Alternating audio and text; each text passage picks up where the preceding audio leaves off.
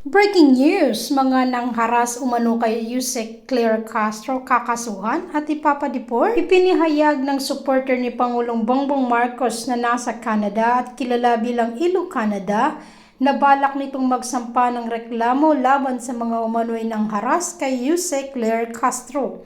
Ayon sa kanya, natukoy na nila ang mga sangkot at maaari umanong humarap ang mga ito sa kasong criminal harassment na may posibleng parusang pagkakakulong at maaari ring magkaroon ng epekto sa kanilang immigration status kung mapatutunayang lumabag sa batas.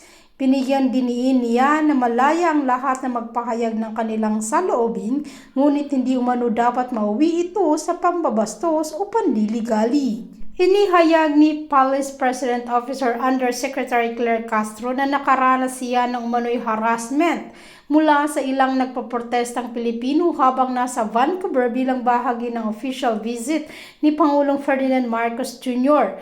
Ayon kay Castro, gumagawa sila ng social media content ng lapitan, sundan at sigawan ng ilang demonstrator. Dahil dito, sinabi niyang nakaramdam siya ng takot at humingi sila ng tulong sa mga pulis na nasa lugar. Binigyang diin ni Castro na ginagalang niya ang karapatan ng bawat isa sa mapayapang protesta at malayang pagpapahayag ng saloobin. Gayunman, aniya hindi dapat humantong ang mga anumang protesta sa pananakot, pangaharas o iba pang gawaing maaaring lumabag sa batas. Sa ilalim ng batas ng Canada, legal ang mapayapang protesta, subalit kung mapatutunayan sa investigasyon na mga kilos ay umabot sa criminal harassment, pagbabantay, iba pang paglabag sa criminal code, maaaring maharap sa kasong kriminal ang mga sangkot. Ang parusa ay nakadepende sa kasong may sasampa at sa magiging desisyon ng hukuman. Sa kaso ng criminal harassment, maaari ito umabot sa pagkakakulong ng hanggang 10 taon kung mapapatunayang nagkasala. Narito panoorin natin ang kabuuang detalye. Ma'am Claire, kumusta? Pwede mong sabihan yung president natin? Patuloy na investigahan ang flood control.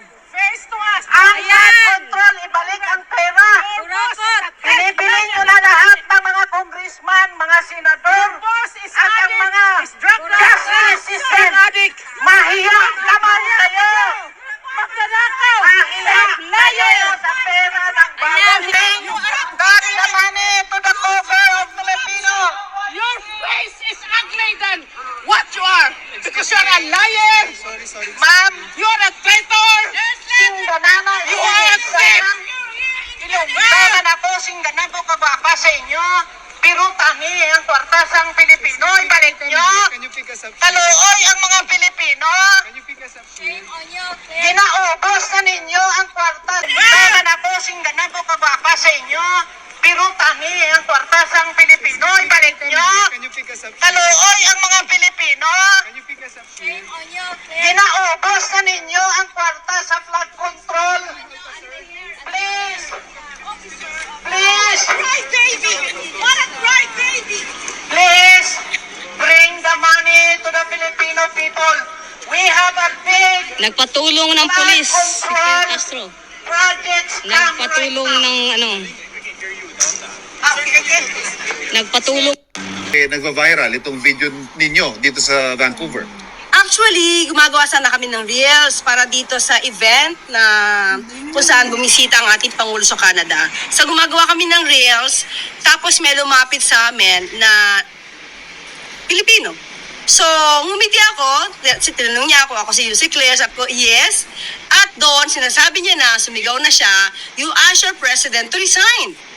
So, kinuyog na kami. Samantalang, kung tutusin, kami nagtatrabaho. Hindi kami nagbabakasyon dito. We're just doing our job. Pero nahinto yun.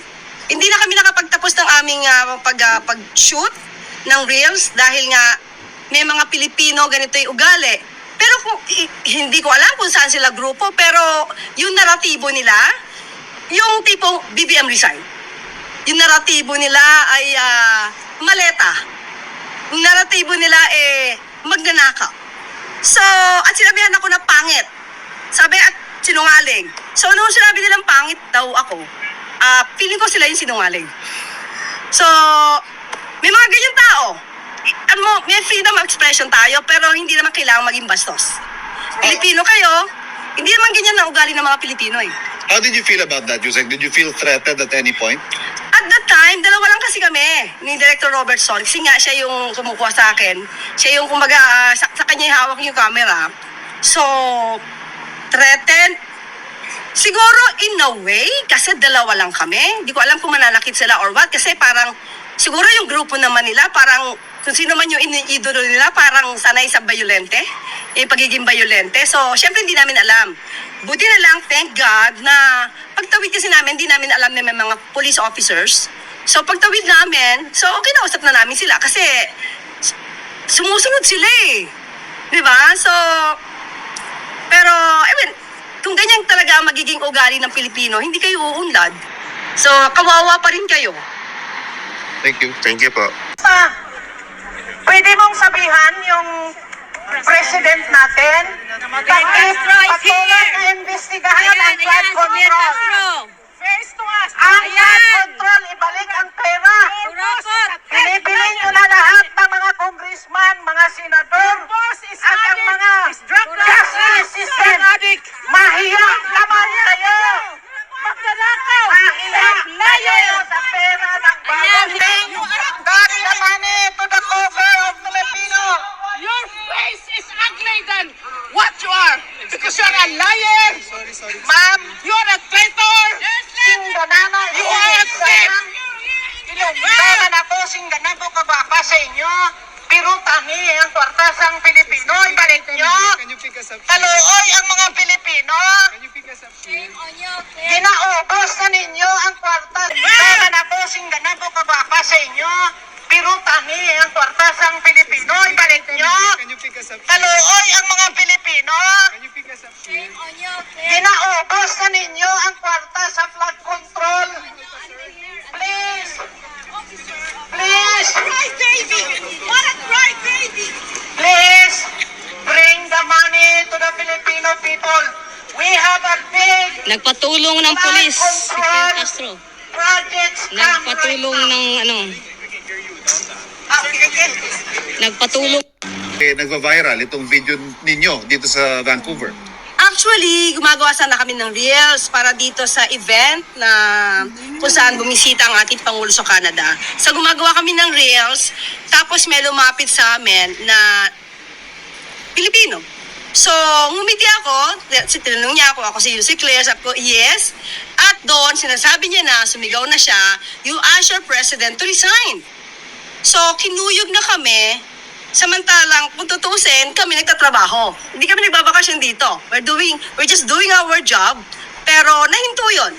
Hindi na kami nakapagtapos ng aming pag-shoot ng reels dahil nga may mga Pilipino ganito yung ugali. Pero hindi ko alam kung saan sila grupo, pero yung naratibo nila, yung tipong BBM resign. Yung naratibo nila ay maleta. Yung naratibo nila magnanakaw. So, at sinabihan ako na pangit. Sabi at sinungaling. So, nung sinabi nilang pangit daw ako, feeling ko sila yung sinungaling. So, may mga ganyan tao. May freedom of expression tayo, pero hindi naman kailangan maging bastos. Pilipino kayo, hindi naman ganyan na ugali ng mga Pilipino eh. How did you feel about that, Yusek? Did you feel threatened at any point? At that time, dalawa lang kasi kami ni Director Robert Sol. Kasi nga siya yung kumukuha sa akin. Siya yung kumbaga, sa kanya yung hawak yung camera. So, threatened. Siguro in a way, kasi dalawa lang kami. Hindi ko alam kung mananakit sila or what. Kasi parang, siguro yung grupo naman nila, parang kung sino man yung iniidolo nila, parang sanay sa bayolente. Yung pagiging bayolente. So, syempre hindi namin alam. Buti na lang, thank God, na pagtawid kasi namin, hindi namin alam na may mga police officers. So, pagtawid namin, so kinausap na namin sila kasi sumusunod sila eh. Diba? So, pero, kung ganyan talaga ang magiging ugali ng Pilipino, hindi kayo uunlad. So, kawawa pa rin kayo. Thank you. Thank you po.